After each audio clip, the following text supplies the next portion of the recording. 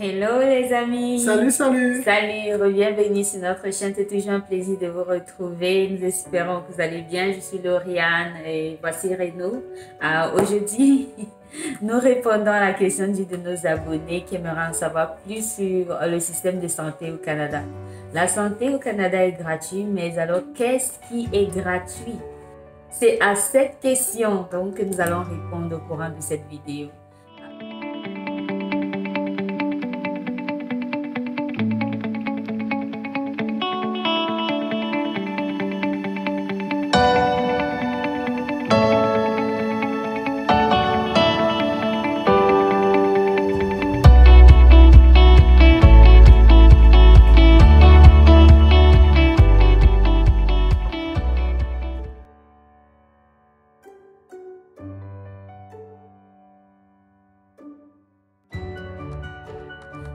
Donc, nous allons parler du fonctionnement de la santé en général au Canada. Nous allons prendre le cas de l'Ontario, la province dans laquelle nous résidons. Nous allons donner notre expérience, notre avis sur le système de santé au Canada. Donc, Renaud va commencer par le fonctionnement général de la santé au Canada.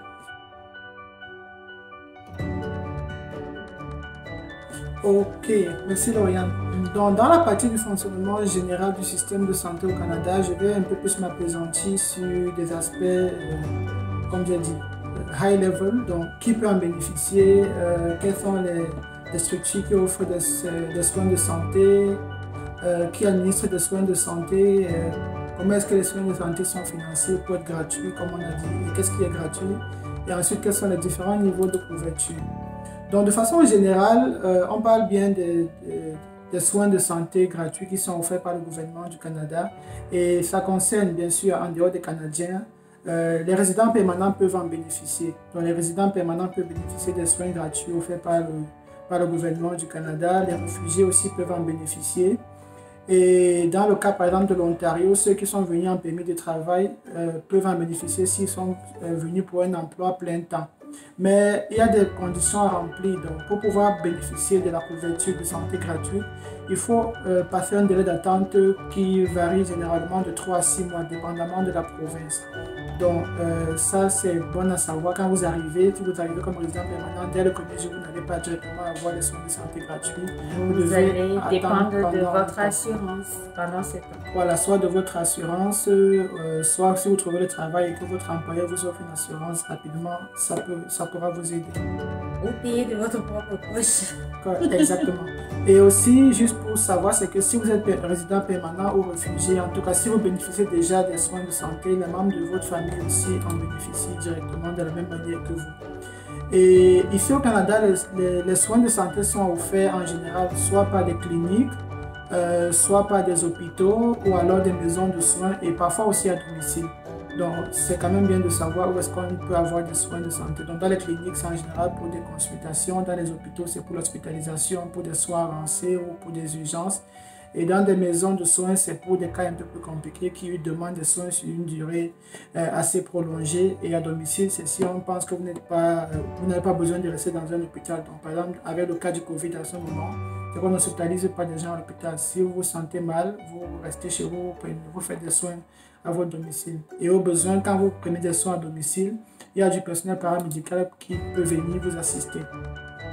Et juste pour faire la transition, c'est que les soins de santé au Canada sont administrés soit par le médecin de famille. Donc ça, c'est une notion qui doit être certainement nouvelle pour les gens qui viennent de d'autres pays. Au Canada, en général, il y a ce qu'on appelle le médecin de famille, qui fait un peu comme votre médecin qui s'occupe du dossier de votre famille. Ça fait que ça facilite un peu le processus d'accès aux soins parce qu'il vous connaît, il a cette relation-là de familiarité avec vous, il connaît vos antécédents médicaux, il vous accompagne dans votre processus et il vous met en relation avec les services gouvernementaux qui offrent des soins de santé. En dehors des médecins de famille, on a les médecins généralistes et les spécialistes qu'on peut rencontrer soit dans des cliniques ou des hôpitaux. Et ensuite, il y a le personnel paramédical. Donc, on peut rencontrer soit en clinique, soit dans les hôpitaux, dans les maisons de soins ou à domicile, comme je l'ai mentionné plus haut. Et parlant justement du fait qu'on dit que la santé est gratuite au Canada, c'est que c'est financé à deux niveaux en fait. Donc, il y a d'abord le système de santé fédéral. Donc, quand on parle de fédéral, c'est parce que le Canada, c'est un État fédéral. Donc, il y a des lois qui sont régies au niveau fédéral. Donc, ça s'applique à Fédéral, vous dit juste tout le Canada. Voilà, tout le Canada en général. Du Canada, exactement. Et il y a aussi un autre niveau provincial. Donc, ça, c'est vraiment très, très important à comprendre. Chaque province au Canada régit son système de santé. Donc, en dehors des éléments qui sont régis par le niveau fédéral, chaque province a sa réglementation en matière de santé. Ça signifie donc que vous qui voulez migrer au Canada ou vous qui arrivez au Canada, vous devez exactement savoir la province dans laquelle je vais résider, quels sont les soins de santé qui sont couverts par cette province. Parce que ça change, ça varie d'une province à une autre. Il y a des provinces qui offrent des soins que d'autres provinces n'offrent pas. Donc, en fonction de vos besoins de santé, vous devez regarder. Ce serait simple, aller sur le site de la province, aller sur le site du système de santé de la province. Vous allez vraiment voir toutes ces informations-là. Donc, dans le cas de l'Ontario, si vous tapez peut-être système de santé Ontario, vous allez voir exactement toutes les conditions qui sont déroulées. Quels sont les soins offerts, comment est-ce qu'on fait pour avoir accès à ces soins, comment appliquer pour la carte santé, etc. Donc, comme je dis encore, je précise, le niveau qui vous concerne vraiment, c'est le niveau fédéral, le niveau provincial, pardon. Vérifiez pour votre province, la province dans laquelle vous voulez immigrer, quels sont les soins de santé qui sont couverts, quels sont ceux qui ne sont pas couverts. Et maintenant, quand je parlais de soins couverts, c'est qu'au Canada, il y a 3 niveaux de soins. Il y a les soins primaires, qui sont les soins de base, qui sont des soins légers et rapides. Donc, c'est des petites maladies, c'est le suivi, c'est le follow-up quand on ne se sent pas bien. Donc, ces soins-là, en général, sont couverts par le système de santé fédéral, comme je l'ai mentionné plus haut. Et maintenant, quand on a des maladies qui demandent un peu un suivi à moyen terme ou à long terme, ou alors des hospitalisations ou des traitements approfondis, là, c'est généralement régi par le niveau fédéral.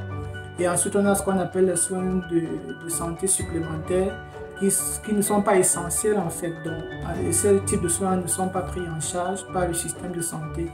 Donc, comme je l'ai précisé, c'est que pour votre province, regardez juste quels sont les soins de santé qui ne sont pas pris en charge. Par exemple, en général, les soins comme les soins dentaires, l'ophtalmologie, les soins esthétiques ne sont pas pris en charge par la plupart des provinces. Donc, ils se focalisent vraiment sur les besoins de santé publique qui sont essentiels pour la suivi des populations. Et quand ce n'est pas financé par le système fédéral, c'est financé par la province. Et je pense que ça, c'est ce qu'on pouvait dire en général pour le fonctionnement du système de santé au Canada. Comme je l'ai précisé, c'est vrai que c'est gratuit, mais c'est une bonne partie qui est gratuite et il y a une partie qui revient, qui sera financée par vous-même. Et Lauriane va un peu plus expliquer comment ça se passe ici en Ontario.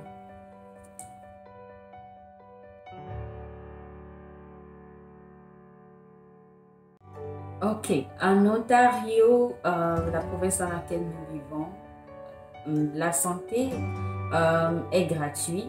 Déjà, comme on vous l'a dit, le niveau fédéral couvre pas mal d'aspects de la santé, donc la santé basique, tout comme toute autre province. Donc, ça veut dire quoi? Qu'est-ce qui est exactement pris en charge par le gouvernement en général, que ce soit fédéral ou la province?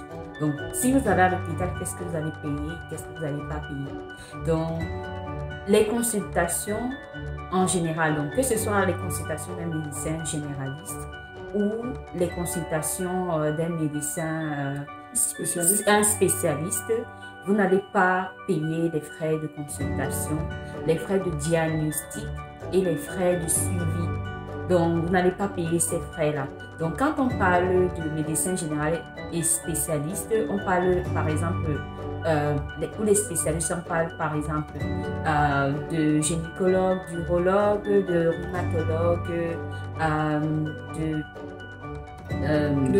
dermatologue.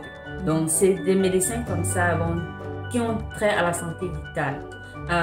Maintenant, les examens, par exemple, les examens de sang, les examens de laboratoire, les scanners, les échographies, machin, ne sont pas prêts, en fait, sont couverts par le gouvernement. Donc, vous n'avez pas à payer pour ces examens-là. Certaines interventions chirurgicales, donc, sont prises. Les chirurgies réparatrices. Oui, les chirurgies réparatrices sont prises en charge par le gouvernement. Maintenant, à côté de ça, les soins qui ne sont pas couverts par le gouvernement, les soins qui ne sont pas couverts, par exemple, ce sont des chambres d'hospitalisation. Donc, si vous êtes hospitalisé, la chambre dans laquelle vous allez séjourner ne sera pas couverte par le gouvernement. Si vous avez un problème dentaire, donc les dentistes, les ophtalmologues, les physiothérapeutes, en fait, tout ce qui a trait à la chirurgie esthétique n'est pas pris en charge par le gouvernement. Les médicaments ne sont pas pris en charge par le gouvernement. Donc, il y a des soins ou bien des rubriques de santé que le gouvernement couvre partiellement. Donc, il s'agit par exemple de l'ambulance. Et ça varie aussi selon la circonstance. Si l'urgence est vraiment avérée, vous n'avez pas payé les frais. Mais si l'urgence est, je vais dire... S'il n'y avait pas besoin, si vous pouviez marcher, par exemple, si on se dit, si avec un taxi, vous auriez pu arriver à l'hôpital, vous pourrez être chargé à 45 $. Et si jamais c'est pas avéré, vous avez appelé l'ambulance, par exemple, pour rien, vous serez pénalisé. Quand vous arrivez à l'Ontario, vous avez 6 mois, oui, pour qu'on vous remette votre carte de santé. Une fois qu'on vous a remis cette carte de santé, donc à chaque fois que vous allez à l'hôpital, vous allez présenter cette carte de santé pour avoir accès aux soins. Donc maintenant, cette carte de santé, comme on vous a dit, ne couvre pas les hospitalisations, les dentistes et les ophtalmologues. Donc ce sera l'occasion pour vous, dans votre emploi, quand vous allez avoir accès à un emploi, de demander quelle est l'assurance que l'employeur vous offre, qu'est-ce que ça couvre, pour voir si l'employeur couvre le restant de ce que le gouvernement ne couvre pas. Donc, souvent dans certains emplois, vous aurez à payer auprès de votre employeur, mais dans d'autres, vous n'aurez pas à payer cette assurance auprès de votre employeur. Donc, les ordonnances des médicaments, votre emploi est censé couvrir également. Votre assurance d'emploi est censée également couvrir cet aspect. Mais souvent, ce n'est pas à 100%. Mais exactement. Donc, il faut comprendre que votre employeur vous explique comment ça fonctionne, parce qu'il y a des employeurs qui couvrent à 50%, à 80%. Donc, ça dépend vraiment, ça varie d'un employeur à l'autre. Donc, la couverture des soins non pris en charge par le gouvernement. Donc, maintenant, on va partir sur le cas spécifique de la reproduction, donc la fécondation in vitro.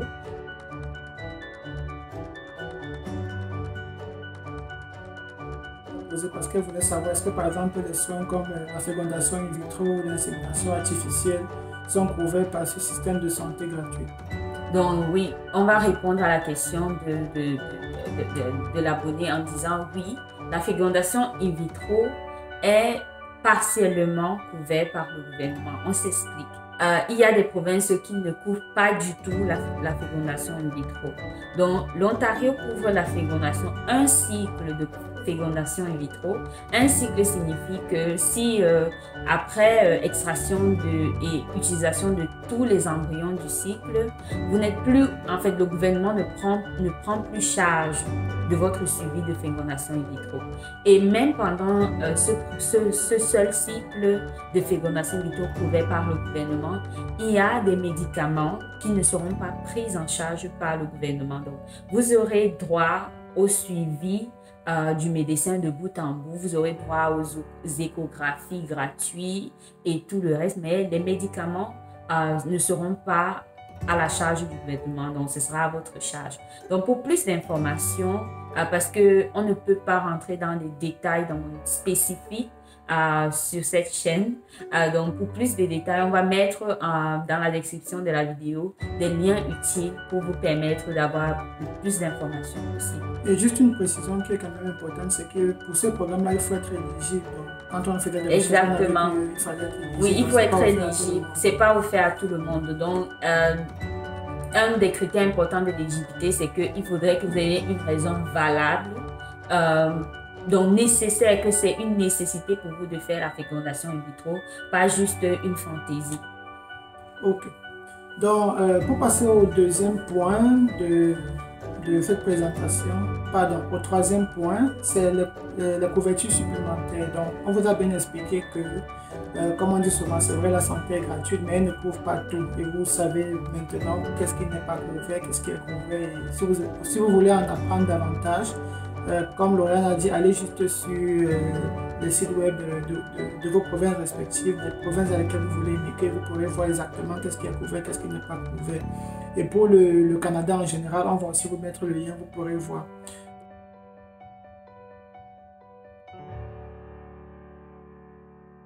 Donc, une fois que vous savez ce qui est couvert, ce qui n'est pas couvert, comme elle a précisé, en général, les employeurs ici offrent des couvertures supplémentaires parce qu'eux-mêmes, ils savent généralement ce que le gouvernement ou la province n'offre pas.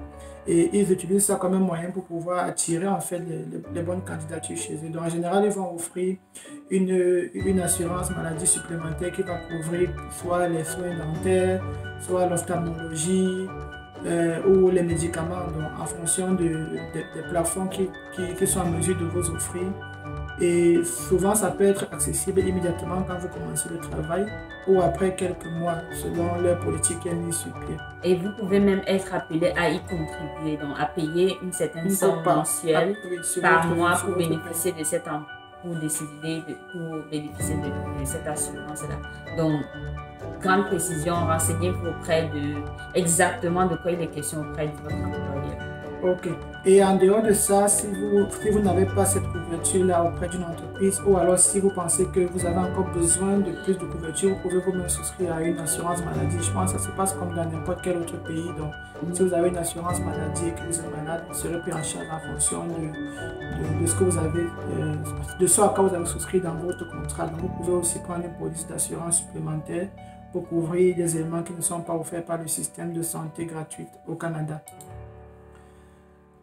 Sur ce, je pense qu'on va passer à notre propre expérience. Donc, depuis qu'on est au Canada, comment est-ce qu'on se sent face au système de santé? Je pense qu'on va commencer par citer quelques avantages qu'on trouve au système de santé canadien.